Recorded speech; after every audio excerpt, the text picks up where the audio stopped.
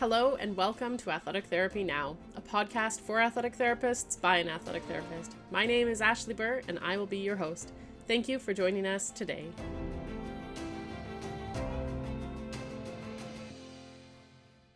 Welcome to episode 24. Today we're going to be talking about athletic therapy in insurance, and today we have our guest, Florent Thézard. Flo is a French citizen with 2 Canadian-born children, 2 dogs, and 200 plants. He grew up playing various sports with soccer, or as he calls it, football, being his favorite, and horseball, the most unusual.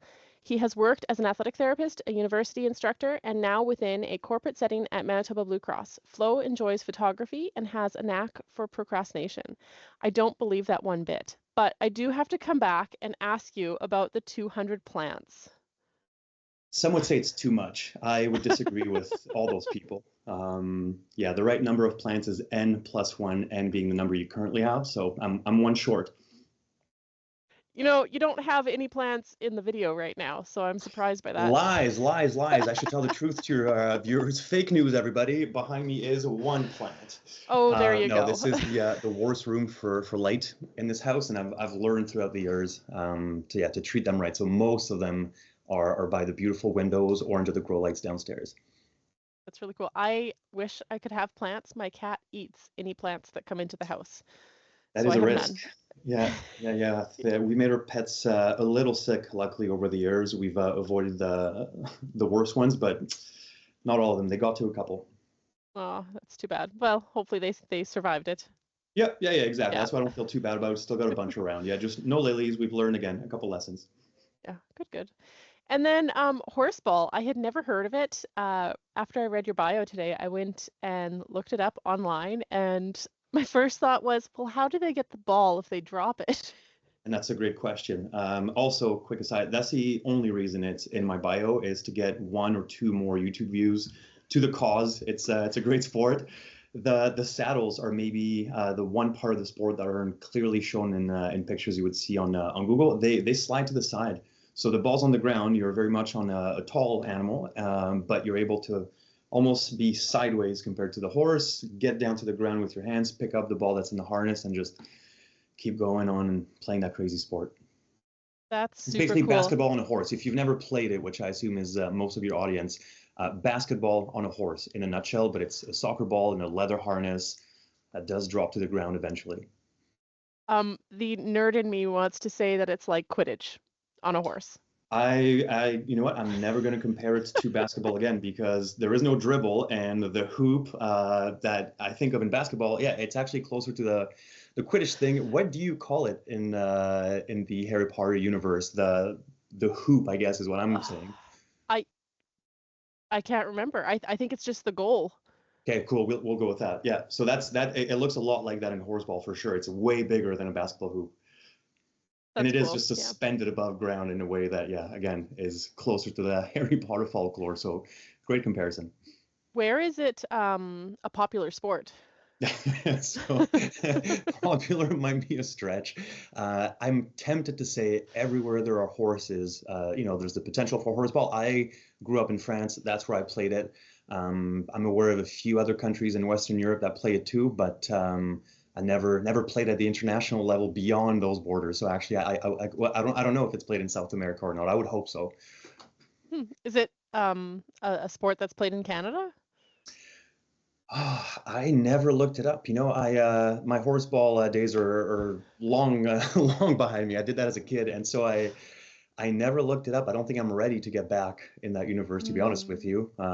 You got to be all in when you play horseball, Yeah, I'm going to have to look into it further, because that sounds like a really interesting sport. Well, do let me know, because I do have kids of my own now that I think it would only be fair to expose them to that too. So if it exists, if we can play in Manitoba or in Canada, I'd like to know. Absolutely. All right. We're going to get into some of the questions here. So you went to university. We had a couple of classes together, so I know that you went to University of Winnipeg long ago with me. And let's not say when. That's fine. So how did your experience as an AT lead you into your career in insurance? So I loved working as an AT. The ability to make a direct and measurable impact, hopefully a positive one in people's lives, was something that drew me to it, something I enjoyed thoroughly during my clinical days, and something I miss now that I'm not in that world anymore. So it's nothing that I wasn't getting really in terms of the personal satisfaction. It was more so with what was lacking with that type of career as a sole practitioner, somebody who was lucky enough to work with university teams and run my own practice out of their building. Um, I still wanted a little bit more security, a little bit more comfort. So I want to say it's my personal development, learning a bit more about what mattered to me as a person that drew me away from the athletic therapy world and towards the corporate one. And luckily, I was well prepared for it. So the transition was made possible and maybe easy even by the fact that as a student of the University of Winnipeg in the program and then a clinician here in the province, the skill sets that were developed are right in line with what a disability case management would look for. And that's what I started out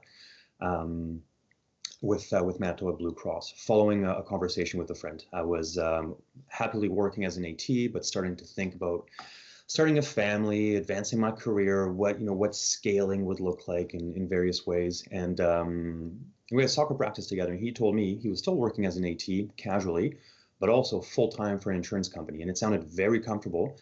Physically, he got to work from home. So he told me about the sweatpants life. Financially too, it seemed like knowing that the next few paychecks were more or less guaranteed. There's no need to book a schedule, ensure people showed up. Some of those stressors, I guess, would be gone from my life was another appealing factor. And so I made the jump with that idea of finding something more comfortable, maybe something I'd be less passionate about, but something I would be happier with in the long run. Yeah, that's I feel like that security thing is a very important part of the puzzle, especially getting into family life and planning for your future. And I think that for me and you, when we graduated and started out in athletic therapy, it was a little bit more difficult to get a full schedule, and still difficult, but it's getting easier because it's becoming more of a household name. So Mhm. hopefully down the road, a clinical practice can become more secure. But yeah, I totally understand that. What does a typical day look like for you in your current role? And what is your current role? Yeah, so there's almost no typical day in my current role, which is what I love about it. And ultimately also what I was seeking when entering this world is, something that could just be ever evolving. So I got very lucky in that sense. So now I mostly assess, review, recommend, and facilitate partnerships and program development. So we can maybe talk about that a little bit later, but what I'm thinking is more interesting to your audience was what I first started doing with Blue Cross, which was my work as a disability case manager. And so that job consists of, in a nutshell, of helping people who at one point were either too hurt or too sick to work to return, preferably to their jobs, if not to their occupation. And if that's impossible, then to some level of employment, whatever is accessible to them, depending on their circumstances. And so that's what an athletic therapy background was very well suited for, because this job, the disability case management position, entails reviewing files from medical professionals. So being familiar with, the SOAP note style is helpful. That's how I personally chose to craft my case plans, actually, so that the story you write about the people you're helping and the steps you're taking have to be documented. So again, ATs are well trained on how to do that efficiently, accurately, and quickly. How to be critical yet compassionate, how to have conversations, including tough ones, and how to manage various relationships. And that's something I only got to appreciate a few months into the job, let's say. I wish I had mentioned this during the job interview, because then it would have been a guaranteed hire on the spot probably, was again the juggling of relationships. So as an AT, if you've ever worked with a sports team, and most of us have, I think most of us would have had to during a practicum setting at one point. And so we understand there's the need to balance the wants of the athlete and their actual needs. So what do they want, and what's best for their well-being, which is of course hard enough, but it gets clouded by what the parents may wish to share with you, or the expectations of the coach as the end of the season is near, and the big tournament approaches that everybody's been working for years towards. So this notion of competing interest and yet one efficient, safe, productive solution being reached is really the name of the game for disability case management. Sometimes, I want to say actually often, people who are hurt at work, who love their jobs, want to go back. And so that's, I want to say an easy day at work is helping somebody navigate the healthcare system, maybe make some recommendations, which as an AT you're qualified to do on, modifications for work tasks, how to carry boxes slightly differently to involve the muscle groups that we know a little bit better than the average person. And ensure that the competing interests of the employer, of the manager at Blue Cross, who has a relationship with a vice president of human relations at the company, there's it's more than a triangle. It becomes this interesting map that you're not necessarily connecting all the dots through, but that you have to be mindful of. I could probably go on and on, but this is not a TED Talk, it's a podcast, Ashley. So I'll let you ask another question there to direct the flow of the conversation where you want it. Yeah, no, that's great. I was, it's as an athletic therapist in the clinic, and obviously we're dealing a lot with our clients, and we're on that paperwork side of it when it comes to WCB or MPI, and we never hear as an AT, we never really hear about disability case managements with insurance, or I never have had that experience to have those conversations, but more so with WCB and MPI. And so it's interesting to kind of hear your side of things, because I assume it's similar, case manager in Blue Cross versus other insurance companies. Yeah. And so it affirms some of the things that I kind of assumed would happen in a role, but also brings to light, having to manage all of those different people, and like you said, kind of connecting the dots with everyone to get your client back into where they want to be and where they need to be, while That's right. keeping everyone happy if possible. Does that ever Yeah, happen? Is exactly. No, everybody and happy it ever? is, yeah, it's possible. It's the ultimate goal. And it's again, it's something that brings me back to the clinic when I think of the various conversations, the power struggles, it's so it's also part of the job, and that's something that maybe we don't really appreciate enough as clinicians, that we're able to do that. As a student, I never really thought about it in those terms. I'm managing different relations. No, you just get in there and you do your job, you do your best. Like you said, you focus on having everybody be healthy and hopefully happy. And then when you take a step back and you understand the dynamics, it's good work that can be done in a corporate setting by wearing the disability case management hat. So like you said, it's other companies have case management programs too. There's a few differences between each one, but ultimately each one is tasked with helping the member, usually an employee, return to their previous abilities, and if not, then find something that would be worthwhile. Great. And that sounds like it's kind of if you're an AT that wants to work in insurance, like that's kind of the perfect role, because you understand the clinical side of it, the injury side of it, the notes and all of that, and then moving into that role just is a different type of athletic therapy. Exactly. There's a department of about 10 to 12 case managers at Manitoba Blue Cross right now. 4 athletic therapists hired in the last 5 years alone. A few, including myself, have moved on to different positions with the company or with the partner. But it shows that it is a valued skill set, the one that we possess as ATs, for everything I've rambled on about so far and more. It's every facet of the job. I think when I analyze it, I go, that's my schooling or my clinical or my field experience prepared me for this. That's great, which kind of leads into our next question of, what certifications or additional training were helpful for transitioning into the insurance sector? And so for that role specifically, none at all. There are insurance-specific courses that we're encouraged to take once we've joined the company.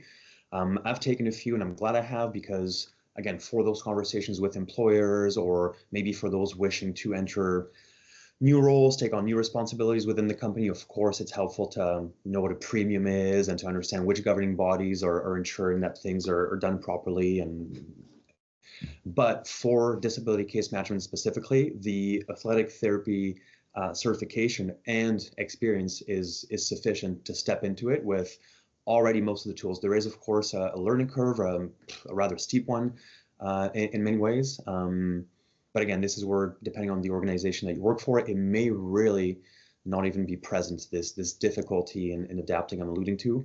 At Blue Cross, every case manager takes on every type of claim. So an athletic therapist is, of course, perfectly trained and will be consulted by colleagues for every musculoskeletal claim, but that doesn't mean that the ATs that we've hired don't have mental health claims. And so sometimes we're pushed outside of our comfort zone. We want to have a competent team available around the clock, and that's why we do it that way. Other companies hire ATs specifically for musculoskeletal claims. You can then move up to a rehab specialist role, which is, I think if I understand correctly, less administrative work and a singular focus on rehab protocol assessment, review, maybe recommendations. So basically, like an AT manager sort of is how I look at it. Like you're not telling clinicians what to do, but there is a potential to reroute the treatment if deemed inappropriate, and certainly to interact with the clinicians, which someone like us would be well trained to do. Would that be similar to like when you, I think is it MPI or WCB, where you can put a little checkbox where you want to consult with the case manager, and then they'll call you, and or somebody, a specialist, will call you? So some of my privilege is going to shine through here. Luckily, I've never had to either submit an MPI nor a WCB claim myself, nor have I really worked with them directly as a clinician. So I don't know. It sounds like it, though, based on your description. I would assume that those companies have somebody like the colleagues I've described available for a consult to review maybe some of the decisions that were made or the support that was suggested, et cetera. Yeah, I think I've had to check the box once. Okay. It was an interesting conversation, but I think I had a physiotherapist that called me to just kind of go through, and it was interesting because it was kind of a nice way to, I don't even remember what the case was, but it obviously was something that was complicated, and I felt like there needed to be some conversation involved with somebody, and it was a nice way to bounce ideas off of somebody who was very familiar with the case. Right. But also familiar with the insurance side of things and what we could do and what we could manage with that client. So don't be scared of the little checkbox. No, that's right. They're yeah, you've got to read the fine print. Some of them are helpful. Yeah, some of them. Yeah. How do you apply your clinical knowledge when assessing the insurance claims? I think you kind of said it already. You mentioned that you use your experience as an AT, your experience with SOAP notes, and your understanding of injuries and rehab. Are there things outside of that you use with that?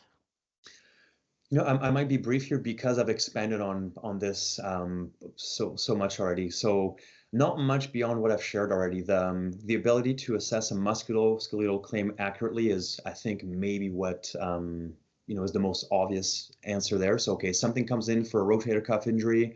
All right, well, rehab times, we know about those. There's a lot of parameters that as a clinician, we're factoring into maybe the estimate for how long this person will be off work, what they would need upon their return to work as accommodations, that somebody who doesn't know quite enough about the rotator cuff or the surrounding musculature might have a hard time putting together. So instead of Googling stuff or waiting on a med consult, which is what most case managers would do in a context in which they're not familiar, okay, doctor comes in a couple times a week, or we can email them, et cetera. Let's save that for them. ATs are able to make moves on their own, reach sound decisions without having to rely on that system. So it's a more efficient way to do it while still being just as reliable. And then the other parameters that are highly valued in our trade are also helpful. So again, communication with anybody involved in the claim, whether that be the claimant or their medical team, their employer, that's facilitated with years in the clinic talking to people and coaches when working field events. And then a systematic approach and a reliance on evidence-based protocols. Maybe those are the last two things I'll add because they are maybe not universally present. That's something that maybe, again, some of us take for granted after 4 or more years of university, that, well, of course, you know what research is and you know where to find it, and what the difference between a meta-analysis and a Men's Health article would be. but maybe not everybody has that, yeah, on the back of their minds all the time. So the fact that we are maybe sticklers for, okay, what science is telling us is the course of action here is also, I think, highly appreciated. Yeah, and that's I love that you said the evidence-based approach, because we truly are an evidence-based Hmm. practitioner, right? I wish that we had more access to journals and that we spent more time in university reading journals, but I mean, come on, there really just is not enough time. No, no, that's true. And there's barriers, right? For the longest time, I thought, okay, yeah, these journals are too expensive. So I found out you can email the authors; they'll be happy to email you the article more times than not. But again, that's an extra step. Some of us aren't willing to make it. It's I do miss the unlimited access to all those databases as a student for sure. Yeah, yeah. I like PubMed. They often have a lot or a lot of and if it is for a fee, then like you said, emailing the author or asking students who have Yeah, yeah, there's access. ways. There are ways. Yeah, I think the CATA used to have a journal that we could access as athletic therapists, but we weren't taking advantage of it, so they got rid of paying for it, Okay, which was too bad. too And bad, I but had yeah, no idea that definitely we different. had it, so, Nope, same here. I'm probably guilty of not using it, so I shouldn't say too much. But like you, I was not aware. It wasn't a conscious effort to avoid it. Yeah, this was a while ago. Like this was at Okay, least, 6, 7 years ago. So okay. early on, it was fairly early in my career, and then when I finally went to go try and use it, it was no longer there. Damn shame. Well, maybe one of us can bring him back. Maybe, maybe. Um, what uh, what challenges do you face when you're reviewing your injury claims? I often struggled with the inability to do as much, and to have as direct of an impact as I did as a clinician. So, um, it's nearly impossible to cross the line into being a treating practitioner for the people you're talking to. But I was very tempted on a on a few occasions, right? Either because the rehab notes that were coming in were, um, I'm a judgmental person, so I'll say it, they were disappointing in many ways, right? We thought maybe this person could have done more, or oh no, what a shame that this was improperly diagnosed or assessed, because here we are 3 months later, having aggravated something that really should have been picked up on according to the standards most of us set ourselves to. So I think that was it, was being powerless in some situations. Otherwise, a more stereotypical answer, I think, a challenge faced by most disability case managers are the unpleasant claims. So again, I'm going to say stereotypical, grumpy person who hates everything and everyone about their work, so they're not particularly tempted to make efforts or get better in your eyes, at least not according to the realm of possibilities presented to them, or the values we all agree might be reasonable at the time. And so, having to almost play cat and mouse with an adult, and inevitably, especially early on when navigating those waters was a bit more troubling, reaching a point that is just difficult on a personal level, right? Somebody is just either emotional about the decision that they maybe could have, should have seen coming, such as a denial of a claim, right? If there's no basis for a physical or psychological disability and the claim gets denied, it can be difficult to accept for people that were hoping for that to be the case, and the associated money, the disability payments that come with it. Um, that's really about as much as I can really list for unpleasant things. And to be honest, I did that job for 2 years, disability case manager. I can think of one case where I let it get to a point where, yeah, it was emotionally difficult to deal with. Somebody who was unpleasant. I knew I'd made the right decision, but I think I let myself get a little bit too open about either some possibilities. So I just learned from that day on, and that's served me into my adulthood since then, to just set expectations from the get-go. And we know that's important in rehab. I didn't have the time to learn that lesson the hard way in the clinic, but I certainly did as a disability case manager. And I'd like to say that, yeah, ever since that day, every difficult decision that I share with people isn't a surprise, because in that initial meeting we have, right, in disability case management, for example, there's an initial assessment with a disability case manager, much like there is with an athletic therapist. And at the end of that assessment, instead of listing a few indices of suspicion and a potential time frame for recovery, I often shared with claimants, okay, well, we're still missing this, and that for this to have any chance. Like right now, this is a puzzle. If too many pieces are missing, we can't approve this. We can't complete this. So removing the surprise effect from difficult decisions, I guess, is what I learned through some slightly unpleasant interactions early on. After that, there was really no difficulties, I'd say, associated with the profession or worthy of mentioning. It was a pretty comfortable, meaningful job. Yeah, I really enjoyed it. Yeah, and that's I I expected you to say something like the first one that you said, which was not or having the inability to have a direct impact or the Mm-hmm. same kind of impact as when you're there, right? Or reading the notes and kind of being like, oh, come on, Yeah, because we could be doing better. Yeah. yeah, and that makes me think of, when I have a client come in and I'm like the third or fourth person they've seen, Mm-hmm.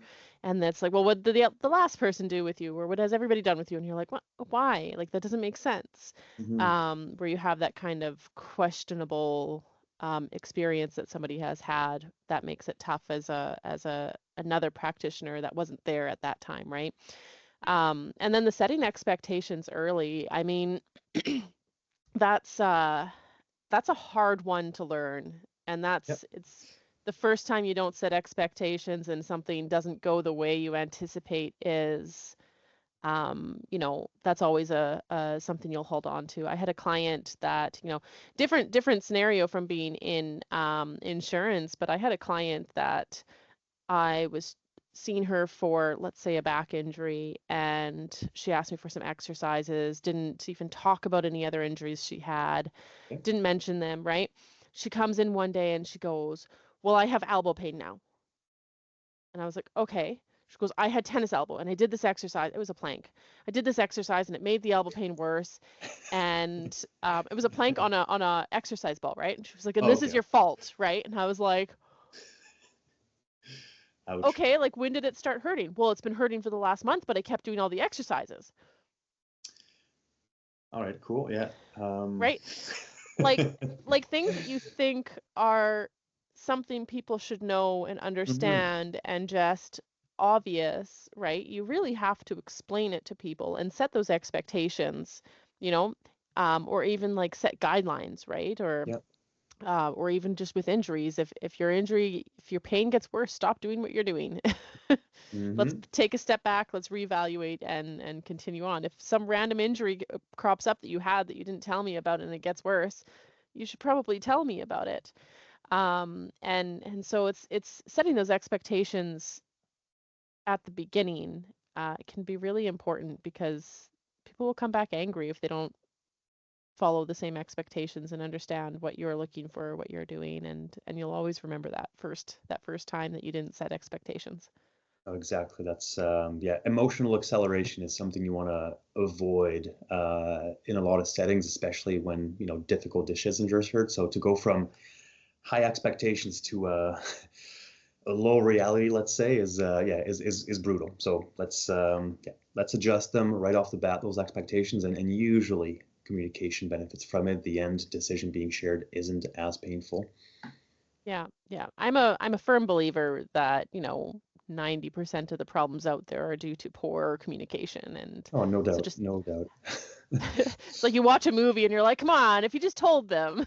Right? Yeah, like, exactly. If you just said it like this instead, if you had agreed on what that means, that's yeah. So that's but again, that ability to relate to different people of different ages, different backgrounds, with different intentions and goals, as ATs were molded into that ability, and that's quite helpful in my field too. I've realized that, and it's something I think of honestly when I run into people that, again, in my judgmental moment, will think, oh man, like they don't really have that. I often think they might have never played sports growing up, or definitely no team sports, because this notion of working, like, it seems very foreign to them. This, like, this collective effort construct, and then same thing, you can kind of tell, yeah, who who doesn't have what gets developed by being forced to be approachable, clear. When you have to explain the same ankle sprain in 30 different ways to 30 different people across the course of a month, you get pretty good at finding, okay, these are the key ingredients for my message. I'm going to say it maybe a couple different ways to make sure that, yeah, this is understood. And then the rest, okay, it's always a gamble, but we have to get a minimum across as ATs. And yeah, that's helpful in, I think, every single professional setting. Yeah, a friend of mine, Teresa Wasser in Alberta. I think she's in Alberta. She's a physiotherapist. She was a mentor of mine, and she had kind of said, as therapists, we have to be almost like chameleons. We have to be able Yeah. to adjust who we are and what we do to be around our clients and to be able to have that communication and to be able to set expectations in the way that the client's actually going to hear it and listen to it and see it and follow it, right? And so expectations, the way that I might see them, isn't going to be the way that you might see them or Joe down the street is going to see them. And so adjusting it based off of our clientele. And like you said, I mean, I think that's what all of our practicum hours is for, right? To Yeah, learn how to become exactly. that Yeah. chameleon for all the different types of clients we're going to get. That's right. Exposure to different environments, and then you know how to be better in each one. I'm gonna quickly bounce off what you mentioned there. The chameleon comment is one I couldn't agree with more, and it actually brings me back to maybe one of the reasons why I'm in the field I'm in now and not the one I was previously in love with. Again, loved clinical practice, field work, loved teaching at university, courses like anatomy and biomechanics, but that need to be a chameleon all the time was just draining. I realized I didn't have the personality type to make that effort, not only day after day, week after week, but maybe for the next 20 or 30 years. And that's why I thought, okay, I think I need something again more comfortable, because this is what it takes to be a good AT. And man, it's exhausting, and more so for some of us than others. And that's, again, the acceptance of that over the years is what drew me to where I am now. So maybe for those listening who might be wondering, am I built for this? You might be, you probably are. But if not, if you realize later that there's something maybe better for you for who you're turning into, yeah, the field I'm in allows for a bit more of a breather, right? When you're in front of a group of students or a patient, you're on, you get one take, it's live all day. At my work, I write emails, right? I put together some spreadsheets, I schedule meetings. I have some time to take a breather, put my head down, and maybe think about what I want to say 10 times before it comes out, which, before wasn't the case. So that's also what I meant by comfort, is just on a personal level. It takes a lot to be a good AT. I didn't know if I would have it for my entire career, basically. Yeah, and I I hear that. I definitely find that on a day where my schedule is jam-packed back to back, or even when I'm teaching a course, it's a totally different kind of personality that you have because you Mm. can't just say everything that comes to your mind. You have to hold back a lot. You have to Yeah. focus on your facial expressions, answer questions the right way, respond the right way, give guidance the right way, react the right way. And it can just be totally exhausting some days to do that. And I can come home at the end of a day where I'm jam-packed and I just like I don't want to be around people. I don't want to be I don't want to talk to I hear anybody. you. I want to sit in front of the TV and just do nothing because it's a lot, right? Mm. I mean, then there's days where it goes well and it's there you have those clients that you just jive with and they're the same Oh yeah. personality as you and that works really well. And I mean, there is something to be said about you're going to attract the clients that are right for you, right? So you Yeah, don't for sure. necessarily have to be a chameleon. It's just sometimes you'll have these clients that just don't. You're not the right person for them, and we have to not take that personally, right? Like it's just like when I mean, you're not friends with all your clients, you're not hanging out with them, but in school, you don't have to be friends with every single class. When you're in elementary school, you don't have to be friends with every single kid in the Right. class. And it's the same thing as an athletic therapist. You don't have to get along with all your clients, and maybe the clients that are more draining on your energy, maybe those clients are better off with somebody else, and maybe they think that too, but they just don't want to let go of that. And Mhm. so, yeah, I mean, I think being a chameleon is super important as an AT, but also keeping in mind we can play around with it a little bit and control it a little bit. And I think that's the nice thing about being an athletic therapist is quite often, I might have a client and I might just say, you know what, I think this practitioner is going to be better for you. I think they're going to be able to help you meet your goals and reach your goals and guide you a little bit better through what you're going through. And Um, I think I'm a better athletic therapist for being able to pass those clients off and Yeah. recognize that I'm not the right person for them, and that it's draining on my life Yeah, in no, in exactly. the It's nicest way yeah. possible, right? Hmm. And so I think, It can be quite fulfilling, but yeah, equally as draining. And so I think it was the back and forth that again somebody like me found uh they just found fatiguing. And so yeah, it's more stability, just smaller variations mm, between the highs and the lows. For some of us is more comfortable. But man, yeah, I miss coming home from a full day in the clinic and knowing again exactly who you had helped, how, being able to connect with different people in different ways to make them that much more likely to stick to the rehab protocol and come see you again to keep working towards their goals. It's yeah, really glad I did it. I'll be telling my kids about it, that's for sure. yeah, and it's, I mean, that's a great thing too, right? And I mean, I'll let you know, I have a part-time job that is nothing athletic therapy related, and so it's a nice way to like do something, Little still make break. money, and just, Yeah. yeah, I come home at the end of the day and I'm like chatting my husband's head off, and he's like, "What's wrong with Hmm. you?" It's like, Yeah. well, I still have energy, yeah. yeah, I didn't have to control my emotions today. Yeah. Anyway, back on topic. So, what advice would you give to an athletic therapist considering a transition into insurance? I'd say if you're already considering it, go ahead and do it without anything holding you back. You're probably more qualified and better suited to a lot of these roles that we've been talking about than you even think.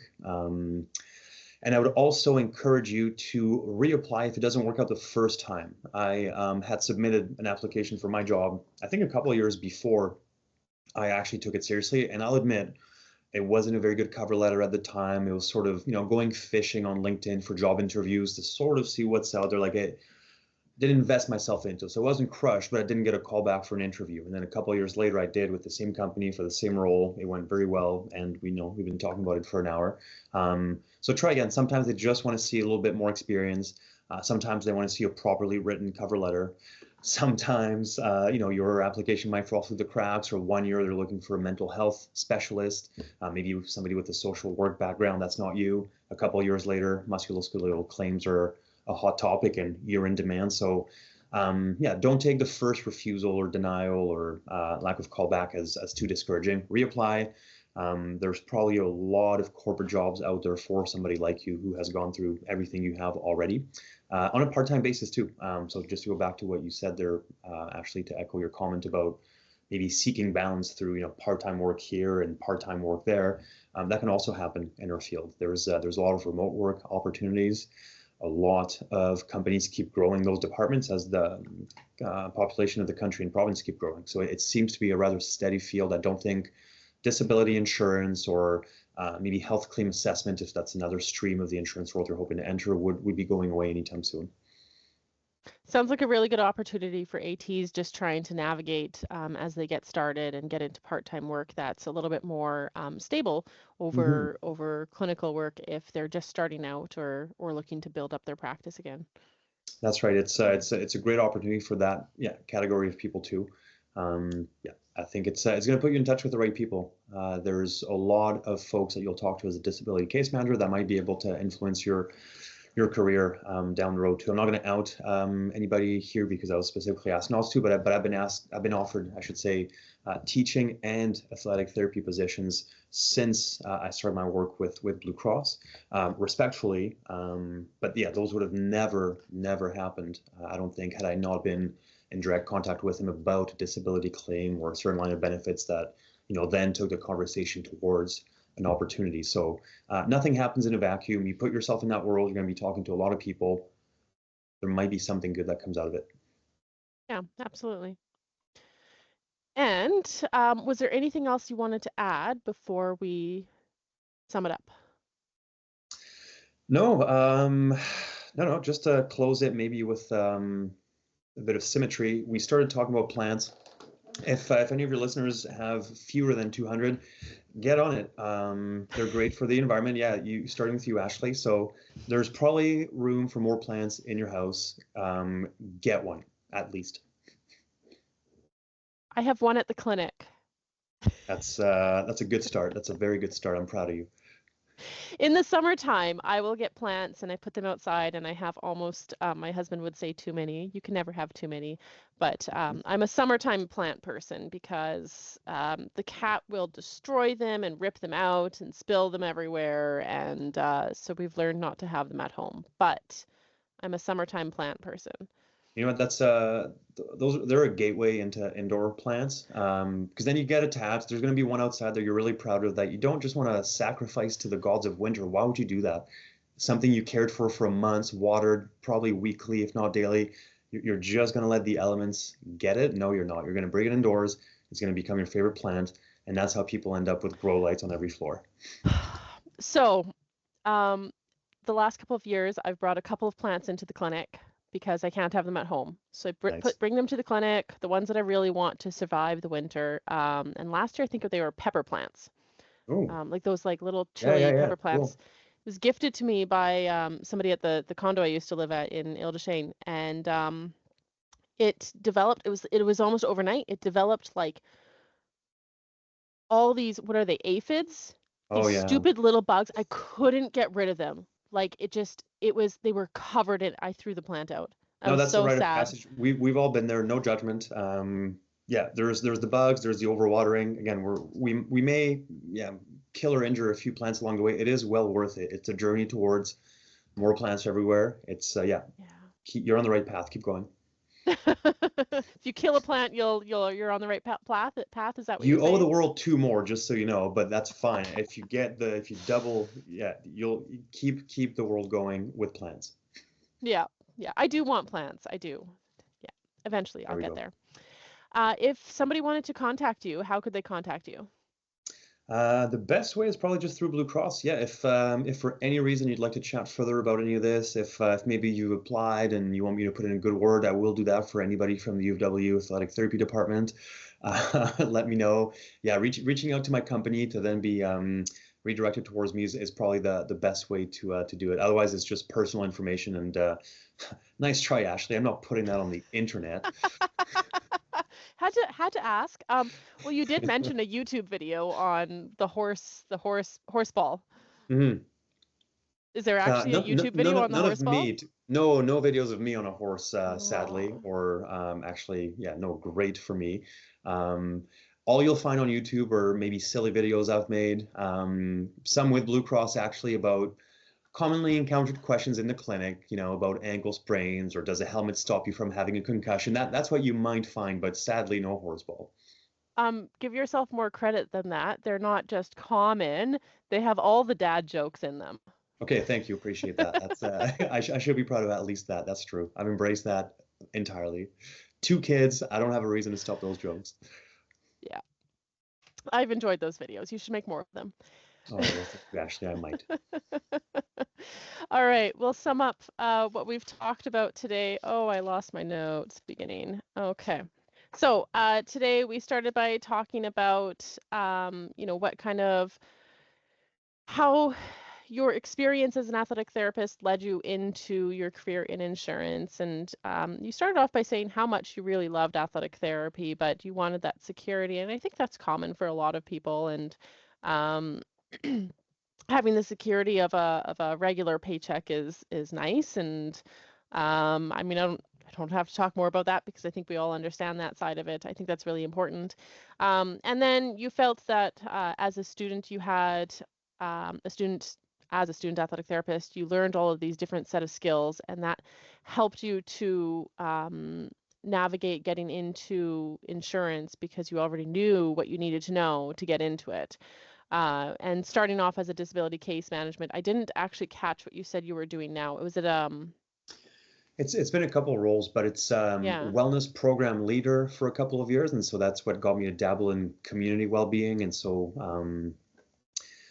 seeking out and advocating in favor of research projects that are now available publicly in Manitoba. That was that role. Now I'm the lead of business development when it comes to our wellness programs and offerings, and also our EAP, or employee assistance program, so the mental health side of things. So my new role has less to do with my past as a clinician. I probably owe my current position a little bit more to the master's I got after graduating from the U of W. So the statistical analysis focus there, I think, is what I'm relying on mostly now for that job. But undoubtedly, yeah, my athletic therapy schooling and experience as a disability case manager came in handy on a daily basis. There you go. Well, congratulations on it sounds like new Yeah, role. Yeah. it's always fresh. Yeah, that's Yeah. again something I knew I needed as somebody who gets maybe bored too easily, who likes to maybe do more than he should. This environment allows me to do just that. Yeah, I feel that.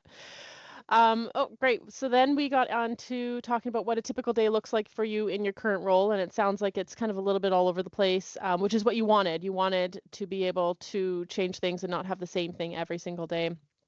Um, and so when you're working as a disability case management, or when you were working as a disability case management, the biggest thing was helping hurt clients or clients who had injuries return to work. That's right. And within that, you're reviewing the files and you're going over a lot of the critical information. And it's important to be able to have a critical side to it where you're critically thinking about how everything is happening in the story that their therapists have written out, their workers have, or sorry, their employers have written out, and the employee, your client themselves have shared. Hmm. But yet you still have to have that compassion with it, and then you have to be able to manage relationships, the want versus the need, through you know, the employee, the employer, and everyone else that's involved. And it sounds like there's a lot of moving parts and a lot of people involved in that. And as an athletic therapist, you really learn those skills, especially when you're working with a sports team where you have Hmm. the athlete, and then you have the parent coming at you, and then you have the coaches coming at you, and the referees, and everybody's coming at you, and you have to manage all of those roles at the same time, and all of those expectations at the same time. And so you had kind of said that that was really what you should have started off with in your interview, was your ability to manage those relationships, because it's a huge part as a case manager. And then you started talking about the easy side of being a case manager is when you get that client who just wants to get back to work, and so it sounds like it's easier to guide them and help them and find the right tools for them and navigate, the healthcare system to get them back to work. And that was kind of the nice part of the job versus when you had somebody that was really difficult and challenging and blaming everybody, and um, which made it a little bit more of a struggle, which we get into a little bit later. And then when we talked about what certifications or additional training were helpful for transitioning into the insurance sector, you just kind of said none. You needed your athletic therapy and experience, but specifically for insurance, once you have that CAT C and you have your experience as an AT, as a student AT, then the courses that you need to take to learn more about the insurance are already something that's encouraged through the insurance company. So you get on to the job and then they offer those courses within the company. And then you had talked about how most athletic therapists think, and I mean, this was my perception, that as an AT, you'd be working with MSK injuries or cases, but there's also a mental health component. And so sometimes you might be pushed a little bit out of your comfort zone, but we have, and this goes into our next question about how you apply your critical knowledge when you're assessing insurance claims. We have the ability to deal with all of these different scenarios that come up because we understand parameters, we understand, the estimate for return to work and return to function, and what they might need to help them get back into work, and the different things that they can access in order to assist the return to work, or what a return to work program might look like. And then in addition, as an athletic therapist, we can be very efficient in our planning, and we learn a lot about being great communicators and that systemic approach to return to work. and sorry, systematic approach. And then we also have a very evidence-based approach, which I assume insurance relies heavily on because you're not with the client. So you're relying on what the athletic therapist or physio or massage or OT, whoever's working with the client, what their notes are, and then the insurance on the other side of it, and comparing the two to make sure that it matches up with what your expectations would be. And then we got into talking about the challenges that you face when you're reviewing injury claims. And the biggest part of that as an athletic therapist is that you have less of a ability to have that direct impact on the client and be able to actually be there and work with them. And so you felt kind of powerless. But really the big thing was those unpleasant claims where somebody was really just that, I think you used the word grumpy old man, and the person that just feels like everybody is against them, and that can make it difficult and make it challenging to see that you're not against them, you're really there to help, and that can be very mentally and psychologically just difficult and draining for those cases. But you had mentioned that one of those first times that happened, you had learned that you just needed to set those expectations early on. So really in that first assessment with the client, and that helps to change the demeanor and the outcome with those clients who may be more inclined to challenge you a little bit more. And then, and that's where we got into talking about being a chameleon and how difficult that can be, but how it sometimes can be an important role as an athletic therapist. And then when we got into talking about what advice you would give to athletic therapists considering a transition into insurance, you just said, just do it. If you're considering it, just do it. You're already qualified. And if it doesn't work out the first time, reapply, because sometimes it's just a little thing in your resume or your cover letter, or it's just that they weren't looking for an athletic therapist the first time around. So, and then to contact you if you're from the U of W and applying. That's right. Yeah. I'll put in a good word. Yeah. Did I miss anything on that, or was there anything that you wanted to expand or clarify? No, I think that was a very good recap. I hope I didn't call anybody else a grumpy old man. I know I referred to myself as such when you and I were chatting before the show because I want to live out in the woods by myself, and yeah, I know who I am. It's fine.